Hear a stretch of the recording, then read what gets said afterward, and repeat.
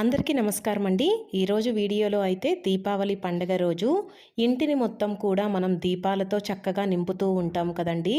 అయితే గడప దగ్గర దేవుడి గదిలో అయితే మనము నూనెతోనే ప్రమిదలలో చక్కగా దీపం అనేది వెలిగిస్తూ ఉంటాము. కానీ చాలామంది ఇంట్లో డెకరేషన్ కోసమని ఎన్నో డబ్బులు ఖర్చు పెడుతూ ఉంటారండి.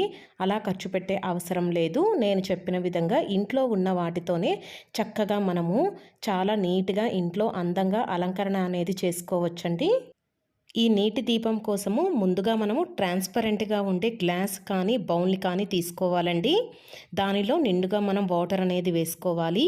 ఆ తర్వాత లేయర్ వచ్చేసరికి మనము ఆయిల్ అనేది యాడ్ చేయాలండి.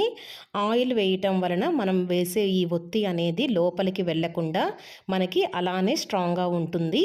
దీనికోసం ముందుగా మనము ఒక ప్లాస్టిక్ షీట్ అనేది తీసుకోవాలండి.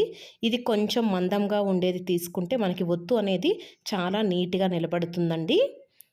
ముందుగా మనము ఈ నీటి దీపం ఎలా తయారు చేయాలంటే ముందుగా ఒక ఎంటీ బౌల్ అనేది తీసుకోవాలి. గ్లాస్ బౌల్ తీసుకున్నాను, అందులో వాటర్ వేసుకున్నాను. మనం కలర్ఫుల్గా ఈ దీపం అనేది సిద్ధం చేసుకుంటున్నాం కాబట్టి అందులో ఈ విధంగా కుంకుమ కానీ పసుపు కానీ ఏదైనా ఫుడ్ కలర్ కానీ మన ఇంట్లో ఉంటుంది కదండి, దానిని వేసుకోవాలి. ఆ తర్వాత ఈ విధంగా చక్కగా పూలని పెట్టుకోవాలండి.